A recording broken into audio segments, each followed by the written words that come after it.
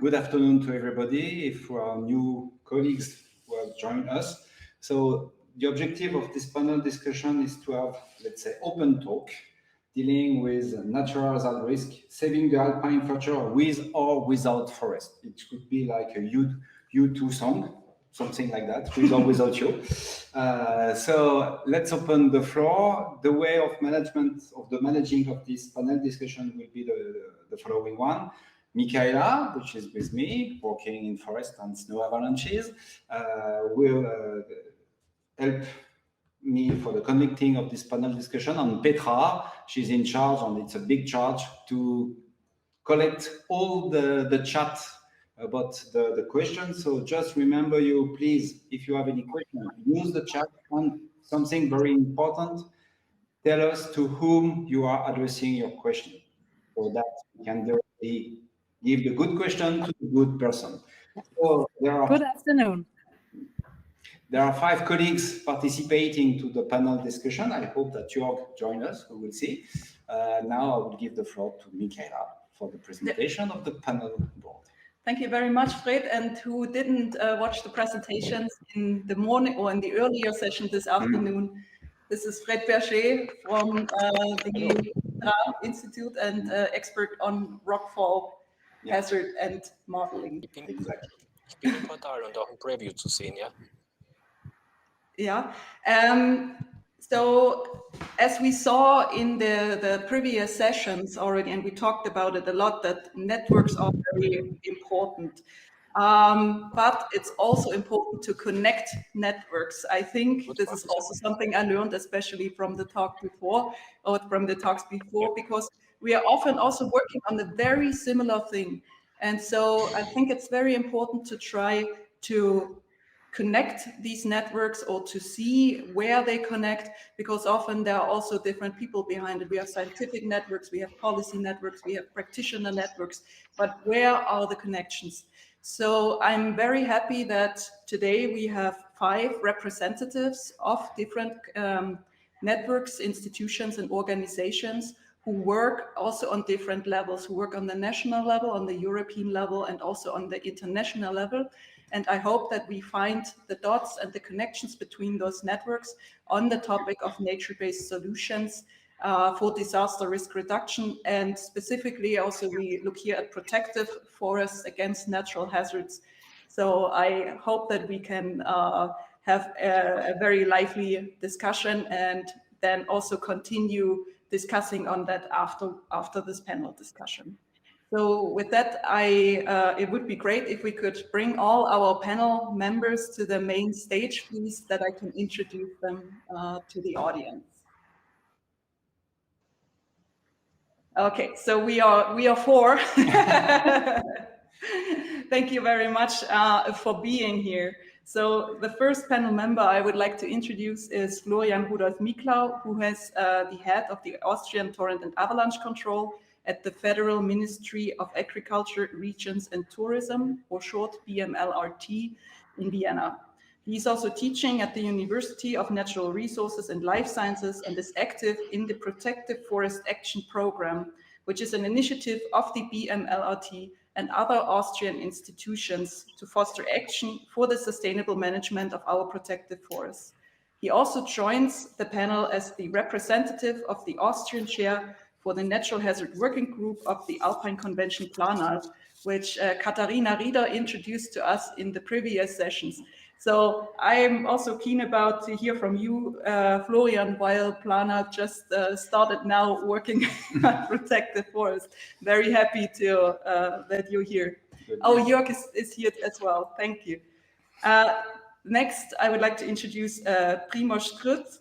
He's a geographer and working at the project officer at the Joint Secretariat of the Interreg Alpine Space program, which is currently moving from Munich to Salzburg. He was our man in the Joint Secretariat and knows Green Risk for Alps project a lot, but is also responsible for coordinating other Interreg Alpine Space projects dealing with ecosystems, biodiversity, natural risks, and climate change. Welcome, Primoz. Hello. Then we have Joerg Szarzynski. I hope I pronounced it wrong. I was practicing a lot before. Please correct me. who we already saw, or you maybe saw his talk already about the GLOMOS program, because he is the head of the Global Mountain Safeguard Research Program, short GLOMOS, in the office in Bonn at the United Nations University Institute for Environment and Human Security. And the program envisions the enhancement of disaster risk reduction, climate change adaptation, and emergency response preparedness in global mountain regions. I think we saw that in your previous presentation, what the actions are, which is GLOMOS taking. I learned a lot. I didn't know so much about it. So thank you very much about this. And we hope that with your experience and also your positions in several international institutions and networks on disaster risk, will help us to connect the European to the international level. Next, I would like to introduce Wolfger Mayrhofer, who has a doctorate in law and is the legal advisor at the Permanent Secretariat of the Alpine Convention here in Innsbruck. He is also a member of the EUSALP Executive Board and a co-leader of the EUSALP Action Group 6 on natural hazard and cultural resources with activities related to forests. So also this will be very interesting because, as we heard before, the action groups of the EUSALP also connecting with each other and try to do like actions together. So the action group 8 for natural hazard is also working very much together with the action group 6 to bring this in a broader context. And last but not least, we have Alexia Stokes, who is a renowned scientist working in the Department of Forest, Grasslands and Freshwater Ecology at the National Research Institute for Agriculture, Food and Environment, or short INRAE. It's also Faith's employer, and is an expert on biophysical interactions between vegetation and soil for the mitigation of natural hazards such as storms and landslides. And she also joins the panel as the French alternative representative of the International Union of Forest Research Organizations, what we heard before at the IUFRO, and also the deputy coordinator of the IUFRO Division Forest Environments. So now I talked a lot, too much, and I would like to give the floor to you and address our first question to you, Alexia. So what is the strategy and main audience of the IUFRO dealing with nature-based solutions and the accepted remaining risks? And how could you see, like, how can IUFRO contribute to advance science, but also to bring the science into the practice and the policy, as we heard is very important in the previous session. Okay, thank you very much. So thank you for the invitation today. I'm very pleased to be here representing EUFRO. As you mentioned before, it's a very important organization that brings together anybody who works on forest research and also forest practice. So that's very important. It works with policymakers. And there's 9 scientific divisions with over 50 research groups, and there is one research group that's dedicated to natural hazards and risk management, which is coordinated by Berger. And this meeting today, of course, is held under the auspices of that particular group. And within that group, there are smaller working parties covering landslides, storms, fire, avalanches, and so on. So just to say, anybody can join EUFRO. It's a great place to get together to discuss science, practice, policy, and just to meet people and have fun. So please look at EUFRO in your country and see if you can participate. So the second question you asked me was about how the strategy of EUFRO. Well, there are 15,000 scientists, so the strategy is absolutely huge. And there is there's a post-2020 strategy, an official strategy from EUFRO, and there are 5 thematic axes for this strategy. So there's forests for people, which addresses key dimensions and challenges regarding the relationship between forests and society. There's number 2, forests and climate change, and focuses on the impacts of climate change on forests and how to increase their resilience and adaptive capacity. Number 3, forest and forest-based products for a greener future. So addresses more the provision of wood, forest-based products and their environmental performance. Number 4 is biodiversity, ecosystem services and biological invasions. Here we work on the loss of biodiversity, how it can be prevented or mitigated across ecosystems. And finally, forest, soil and water interactions, which addresses the contribution of forests, especially natural forests, protection forest, to the resilience of water supply for humans and the delivery of ecosystem goods and services. And EUFRO organizes many meetings, many conferences. And there's a conference, a World Congress every 5 years. And it's here that there's a real interaction between scientists and policymakers. Now, we go through all these themes and we have these huge conferences, we have different meetings, but there's also a special level where policymakers get together with people from EUFRO. There are people representing governments from all around the world. So it really is a very important forum for getting ideas, pushing ideas forward. There is no working group on nature-based solutions, not yet. They haven't really been introduced into many of the working groups. So maybe Frederic, you can think about that. Yeah. Your working group. Yeah. Differently. Yeah. Just call it forest-based solution because it's EUFRO, so we have to be on the forest side. So forest-based solution for me, it's the perfect title of this new section, and it's right that we have to push on more active, let's say, implication, and because EUFRO is also a good way for pushing the result of the project. Both, as you said, from the scientific point of view, but also for policymakers. And here we will need someone to translate the research-based knowledge to a policy-based knowledge. And maybe GLOMOS could be a good, let's say, translator, let's say like this. But we will see. So there you go. That's your challenge, Fred, for the future. One more. Okay. Thank you, Alexia. Okay, thank you. Thank you very much. I think maybe we would like to ask the same question to Joerg, because you are also, like Alexia, work on the international level. Is GLOMOS also like participating in conferences and stuff, or how would you see, like from GLOMOS or the UN, to really also push the nature-based solution and disaster risk reduction, like in particular reason? Because you come like from a very wide level, but you also have projects very much down, and like I got it from your presentation, it's not only science. If I can add just one question to the one of Michaela, is there currently any connection between GLOMOS and EUFRO, or is it to be built for the future? Okay, thank you very much for the questions and also for inviting me to this panel. Very delighted about it. And please let me also underline that I'm talking on behalf of both offices, because I've mentioned GLOMOS is an alliance, and my dear colleague Stefan Schneiderbauer, who cannot be with us today, he would be the second person who is running the other office.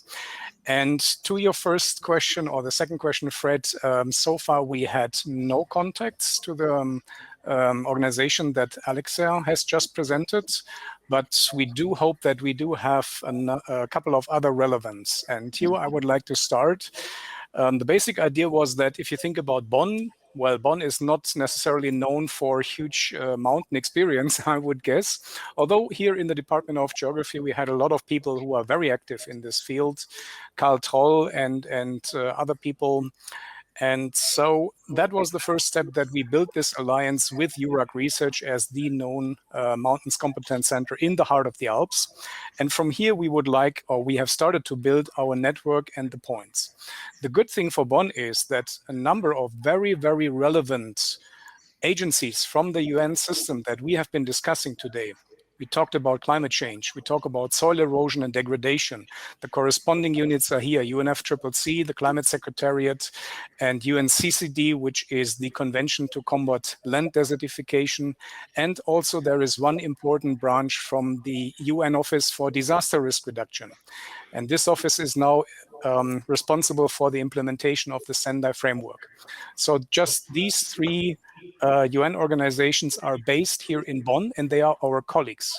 And this is important. So what we can bring together at the working level, and apart from these huge conferences of the parties of the UN setting, this is what we can achieve here on the ground together with the colleagues. We can just go to their offices, meet them, and then think also about grassroots projects, really activities that we can do together with member states. And that is also important. And where I'm hinting now is that, and I think this is the obligation of these international institutions to give voice to our topics in the frame of these international conferences of the party, where we can raise the voice also for mountain-related issues. And it's not by chance that you will see a lot of topics when you look at the international settling, when you talk about megacities, when you talk about coastal airlines, but sometimes you're really missing this topic of mountains. And this is where we want to stand in. And this is where we also want to make the point at these large conferences of the parties. The next one will be in Glasgow, as we all know. And I think this is definitely one point, outreach and awareness raising.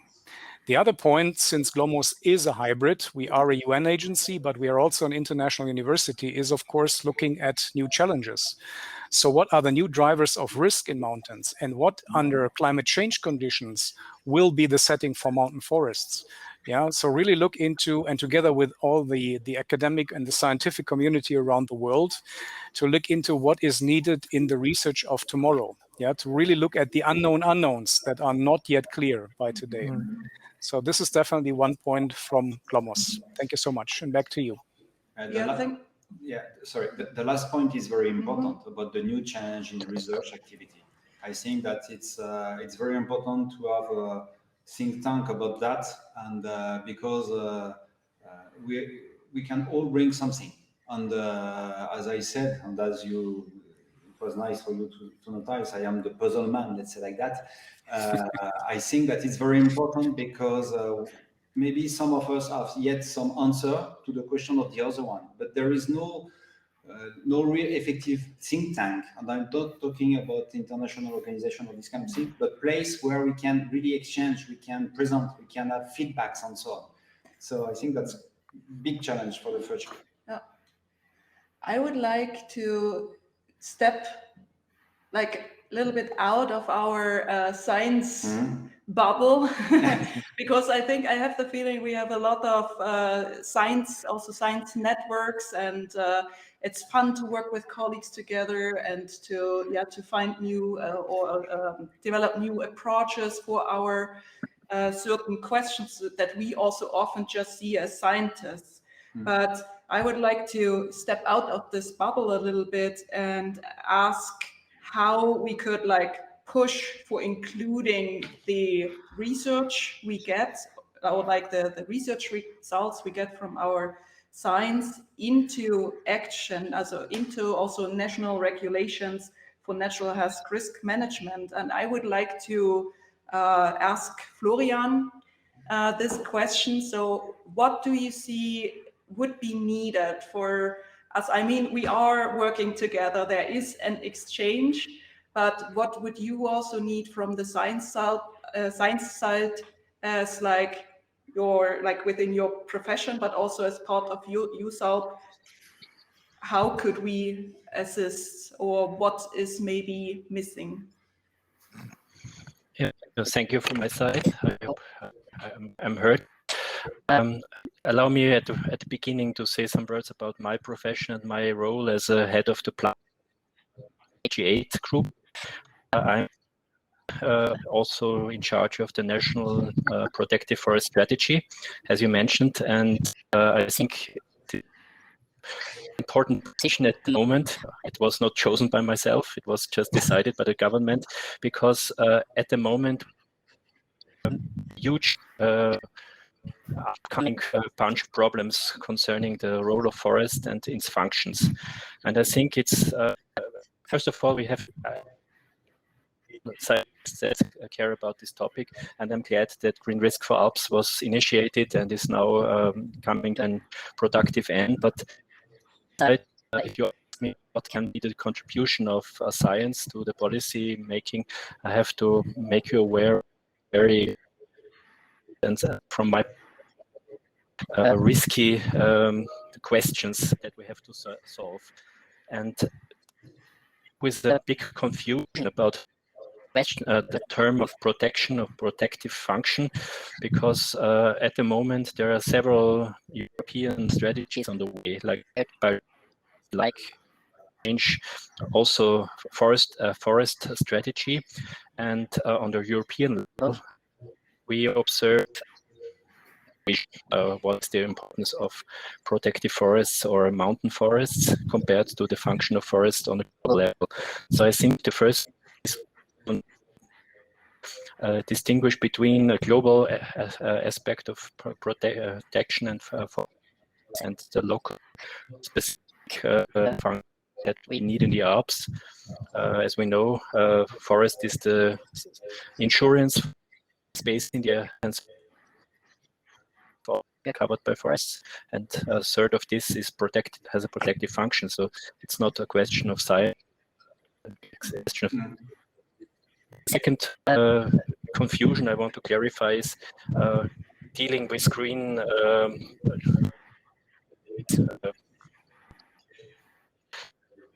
good idea to, but if you talk about nature-based solutions and where we replace what we call the gray infrastructure, protective infrastructure, by green protective infrastructure, and the other way around. It's only both assets we have to combine, and I will clarify why I'm 2018, Italy and Austria faced a severe storm event, which was called Wire. And showed what happens to a forest if it's destroyed. It's just not there anymore.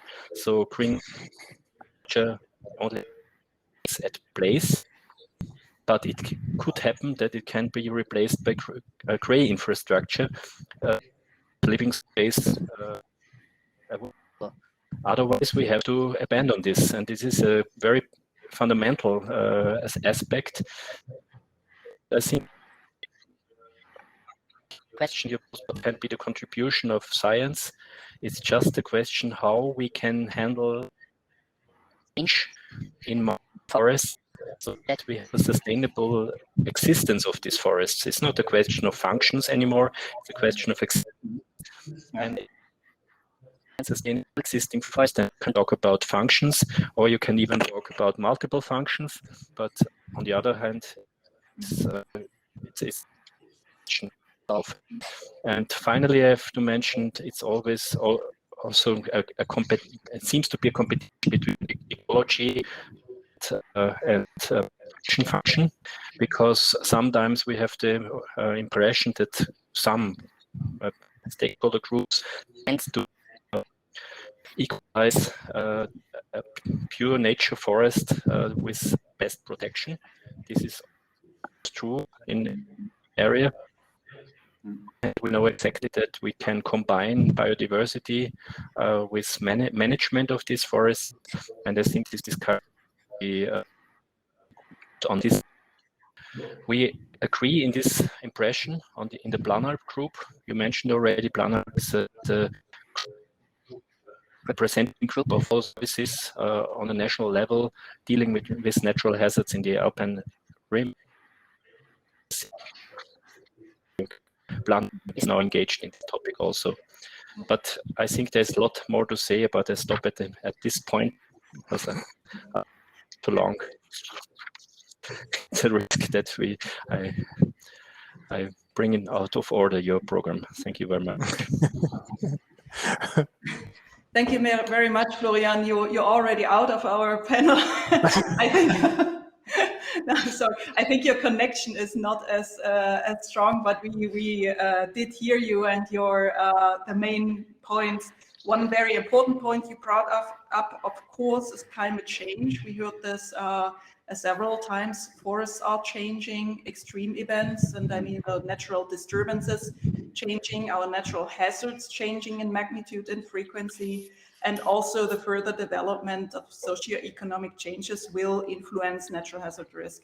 So that we do need to work more towards dynamic approaches and to see how we deal with those changes. Yeah. I can say from the Green Risk for Alps project that we specifically looked at the combination of both, like green and gray measures. And I think scientists nowadays are very much aware that often the combination of both is the best solution. Because also, for example, what you mentioned VIA, I'm sure that with our risk-based approaches to really say, okay, here is a high risk area, or if we do something in this specific part of the forest, we can prioritize the measures to then install gray measures and to help the forest come back, because these areas are so large that it's very hard to put gray measures everywhere. And I think such approaches can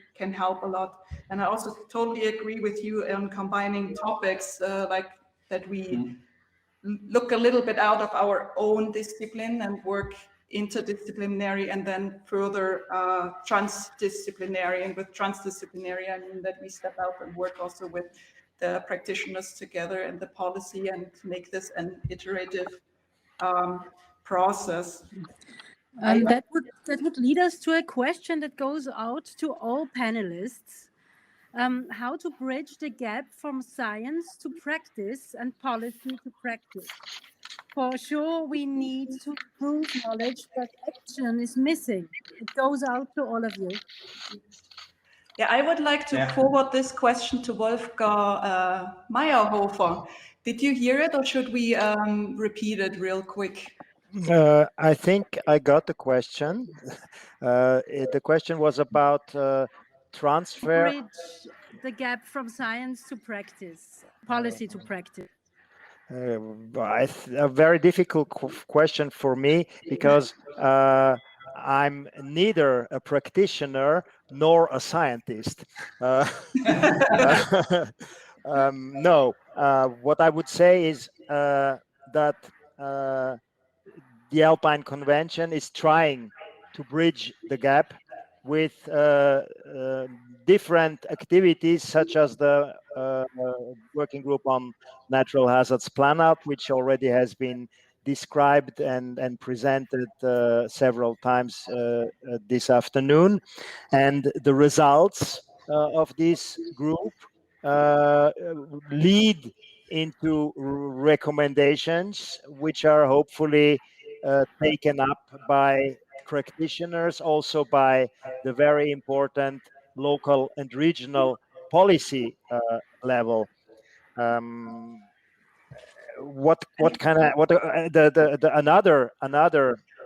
let's say instrument for bridging the gap is trying to bring in the results, the current results of science into the policy cycle, I would say. Policy cycle means the series of conferences, means also cooperation with other organizations. The Alpine Convention, for example, works also on forestry issues with the Carpathian Convention. This can also be a topic of our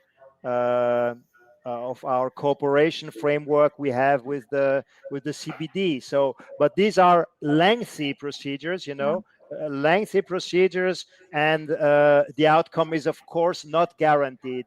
And I have a fear that developments are increasing at the pace where we all need to speed up this process. But I think it was a very general answer to a question which was which I couldn't better answer. But yeah, also one of the key points is that maybe forests are more resilient, more sustainable than politicians. Let's say like that. And we are not on the same level of time. But not the research project. Not, this is a problem too. Like the research projects, like we see Green Risk for Alps is a project which ran for 3 years. Within those 3 years, we were able to accomplish a lot. So we have developed methods and tools and the process, and we started an integration process, like to integrate some of those research results, because this is also something very important. It's not like, oh, we have this basket of results, now we throw it on you, you take it and you like everything, right? So it's very small things. And so Wolfger, for me as a scientist, it's very hard to understand how policy works or how like policy making works. So is it for like EUSALP, or also if you talk as a like legal advisor or who knows about legislation, that from the legislation side, do they actually care about such projects and look at the picket, or does there need to be a connection somehow, and how could we establish this connection? Yeah, that's very important. I think the connection is not a regular one. If it exists, it exists by chance, I would say. But this shall not prevent us from doing, let's say, good communication, from communicating, disseminating the results, the science achieved, also the administration achieved, to bring it to the people who should apply it. Yeah. So thank you. Yeah, if we are in a, let's say, perfect world, it means that if the digestion process made by the politician about our result is functioning, then there is a new question arriving, which is the harmonization. Or maybe we can ask to Primoz about, let's say, how to put in use European harmonized principle, or do we need this kind of harmonization? And here we are directly focusing on the role played by the Interreg Alpine Space program. So, Primoz. Thank you, Fred. Thank you, Michaela. Yeah, I was happy to be your since the beginning. I'm happy to see what you achieved. Fred, maybe before asking your question, a bit to reflect what Wolfger said. All this policy impact, I think it's a very long-term process also, and sometimes you do not see results from today to tomorrow, or even this year to next year, and you can maybe even see, okay, a project that fulfilled results did not made any impact. But I think if we go back 10, 15, 20 years with all this transnational process where they started, I think we made a huge step forward. So for sure, these research projects, research results had certain impact on the policy process. A lot still that needs to be done, and I would just shortly use the opportunity to introduce our new strategy, our new program, since this question was not addressed to me. But as you probably know, we start new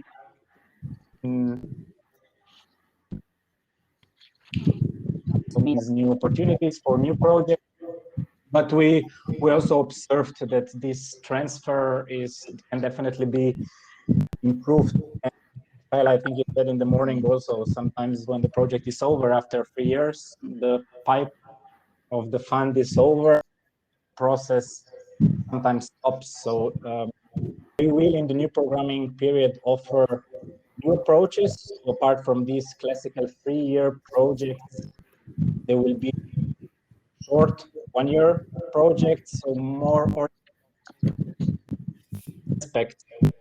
One could definitely be this transfer rollout policy service or pilot implementations, or harmonization. So to come to your question, Fred, yes, there is absolutely there's a need for harmonization also on this level. not speaking only about the Alps, but about on the global level. It will be this aspect definitely reflected in our new program. So there is a huge focus on digitalization, and harmonization of data, of procedures is one of the important aspects that will be taken into account also when approving new projects. It's a competition, you're also competing with other ideas. And so yeah, there is a need. We also had, I think we had an event in May. The event was, there was different topics. One was dedicated to climate change, and we asked also the people participated what is the challenge, the future, and this harmonization of data was actually all the people thought of things that should be done in this area. I cannot foresee the future and what projects will be approved in the next years. But I hope and I really believe that all this huge pool of knowledge and data will come together, and yes, there will be definitely should be and will be harmonization in data. I'm not talking only about natural-based solution, not only about the protective forest, but in the all aspects, in all challenges that are related to the Alps. But this is very hard. It's like, I remember conferences I've been like 10, 15 years ago where we talked about exactly the same things. Like, we need a database for protective forest, and we need to harmonize data and so on. And I think this is an ongoing thing. I agree. And especially nowadays in the age of digitalization and yeah, sharing, a lot of software is open source, a lot of applications are open source. And I think especially with the data, we should also look into, like, not always saying, oh, we need to share and we need to harmonize, but there need to be systems in place to do this in a very like regulated way. And that also the people who collected the data get the credit for it. Of course, most of the data is collected with public funds, with taxpayer money, we pay for it. But I think there need to be some regulations, and maybe Interreg could also be like within their projects, be such an authority who regulates this data sharing and pushes for solutions, but more like not, okay, you create your own sharing solution, but more we provide a safe space for sharing data that people get their credit. Just so a thought, because this is an ongoing discussion. And like the harmonization, I would like address maybe this last question back to Florian again about harmonization of. Yeah, no, Primoz, please. Can I just add something to this? Yeah, I totally agree, and I'm not expert in the field, but I think the technicalities are there. There is no problem in the technicalities. It's just a bit. We're talking about the policy interest here, and we as an Interreg program can definitely trigger this process. And if there is a policy or bigger common interest, I think we can see now the whole COVID situation, and we are talking here about the health data, and 25 countries came to agreement in the matter of months to publish a digital certificate. You know, it's a different concept, but it was possible to implement it really quickly. So if there is a policy interest in the harmonization of spatial data, risk managed data, I think then technically this it's not difficult to implement it. I agree with you. Technically, it's no problem. It's more a problem of the process behind it. Yeah. New question coming in, if I may pose it. So that's our final question for the panel members, and you can choose who would like to answer it, or everyone can give us some input. So were stakeholders part of the group and involved in the scientific work? So then we have to think about like of which group and involved in the scientific work. I think maybe this Primoz could be also like a question, or let me maybe do a statement that the Interreg Alpine Space program, for example, very much pushes for the stakeholder involvement. Like in the Green Risk for Alps project, we had to, and we wanted to, and we enjoyed working with stakeholders together, and we really have to document who and with which stakeholder groups we work together with. Was sometimes a punishment, but it's really good. But I think we need to think about doing this in a very structured and selective process. Like I said in my talk earlier, and we will talk about this tomorrow and see presentations about that, we really need to be selective about our integration forums, working with stakeholders together, because I have the feeling we overwhelm like the stakeholders with, when we come again, oh, we have the next project and what your input, and that you come and join a workshop and give us your opinion. I think they really need to see what their outcome is of that, and we need something to offer, and then that they see this is what this project can bring me, and this is why I participate in that. This is I'm sorry, I answered the question. Would like anyone of you add something to that, like to the stakeholder process? You said, for example, Rudolf, Florian, please. We can't hear you.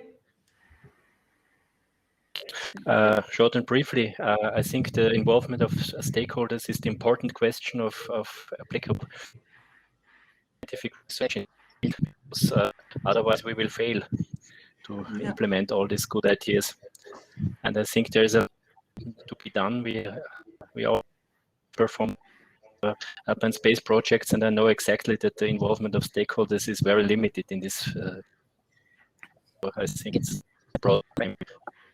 Or PLANALP or whatever Alpine Convention is a good floor for it, especially for the Alpine area, because it's well established in the processes. Primoz? Yeah, Primoz and Joerg would like to answer. Primoz. Yeah, thanks for your honesty, Michaela. First of all, yeah, I know sometimes you are like pain in the ass with encouraging, especially more these scientific projects. That in a fun way. But I know also before I worked on the project, and I know how it works on the both side. But definitely, involvement of wider community is fundamental for our program. More also these bit more traditional communities are aware that the results that are produced need to be communicated. Not only today inside, I don't know, there is a research project inside of this research technical community, but make the others aware. I'm not only speaking about the policymakers, but also general public or youth, one example. And of course, then you need to adapt your communication, because once you produce very scientific results, which are of course relevant, you cannot speak the same way to youngsters, to policymakers, to whoever might be still interested to learn more in order to trigger some other processes we mentioned before and are equally important in order to make our Alps and world better place. No, very important. Like we never even touched risk communication, because this is such a big topic again, which then can fill another year of the research project, or even 3 years. And we are not special. Yeah, Joerg, please. Yeah, Michaela, you're taking the words out of my mouth. The point that I want to make is, I think everyone who had a life outside research and academia knows that working with stakeholders is really of utmost importance. And we've heard it already, communication is key, because we as scientists want to provide products that everybody needs to understand, but is this really the case? And this communication, risk communication, is one part of it. So our communication departments are extremely important also to work together with us as scientists to translate our messages. Mm-hmm. That is one point. The second point is interface management, because if you talk about the science policy practitioners nexus, you have to define and very, very clearly, appropriately manage the interfaces. we have a lot of work together with emergency responders, with rescue organizations, and they don't need scientific publications. They only need the very basic output from our side, and this field of protection, early warning systems and so on, that is a very traditional interface between science and practitioners. And this is really what we need to foster and enhance, and that takes me to my third and last point, and that is trust building. Trust building between these communities is a very, very important point, and I do believe that the scientists all over the world who work in their specific areas, they know each other very well, because you every time meet on the same conferences and you talk about, Michaela, you have mentioned it, what we have talked about 10 years before. But we need to talk to the other communities much more intensively than we have done in the past. We need to talk to those persons who will have to work with our early warning messages that our systems are producing, to the scientific recommendations. We need to bring our knowledge into standard operating procedures of responders. And of course, we need to work with local communities. That is also very key, because their risk perception might be different from our risk perception. Yeah. And this is the underlying knowledge that we have to see when we look into these aspects. Thank you. Yeah. Alexia? Yeah. Thank you. No, Joerg said it brilliantly. That's exactly what I wanted to say. I also want to add that it's very important not only to choose the right stakeholders, to map those stakeholders, but also to work with them right from the beginning of the project. You have to co-create the project with them and keep on trying out your model or your tool, and keep on trying out that with them, and have this backwards and forwards right to the end of the project, and not just sort of bring them in halfway through or at the end of the project. So you need to tell them a story, get them involved, and as you say, trust, absolutely essential.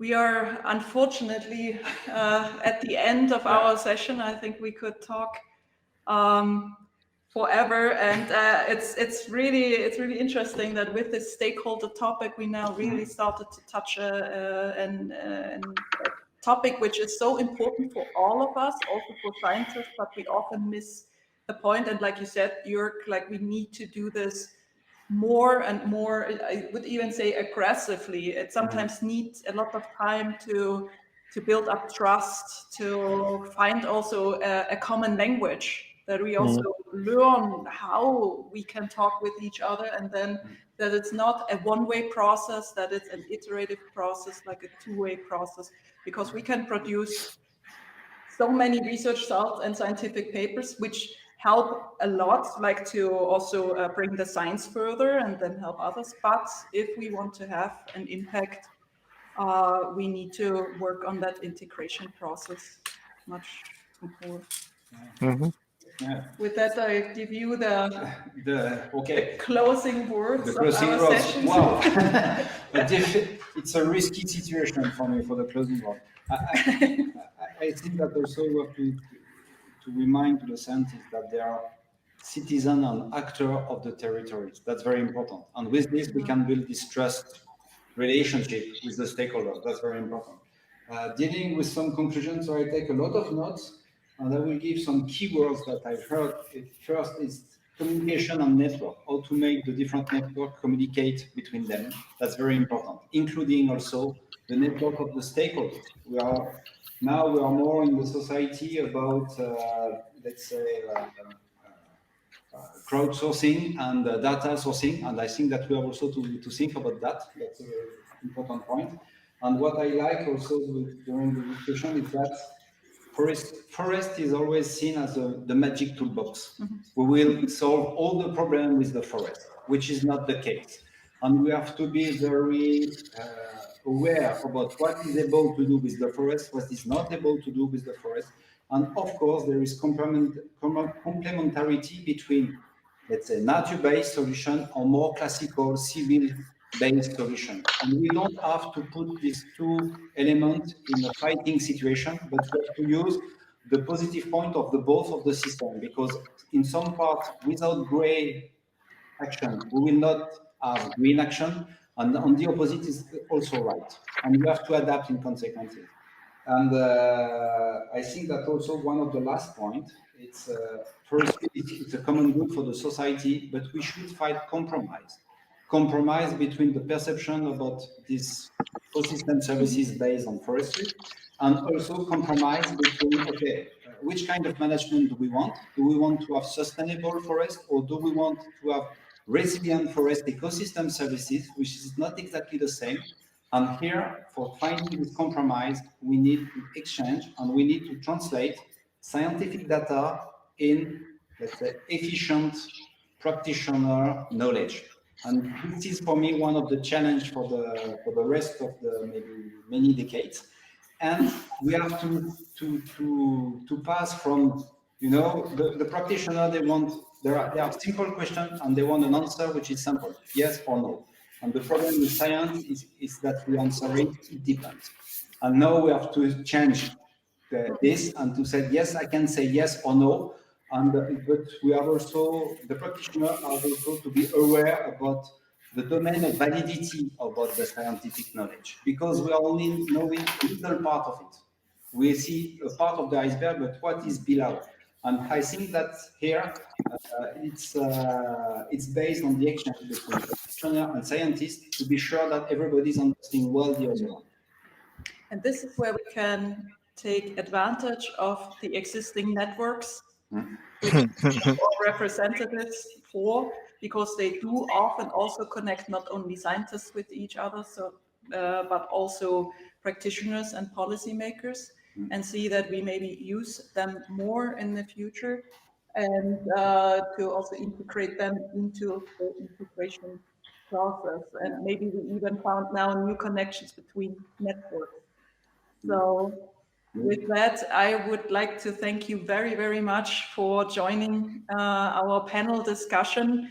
Discussion time was limited, but I hope you also learned, like, for example, about the GLOMOS program, which was for me something new when you only look at the European level and don't lift up. And let's continue this discussion, but not only discussion, but also action, connect, collaborate, and dealing with that.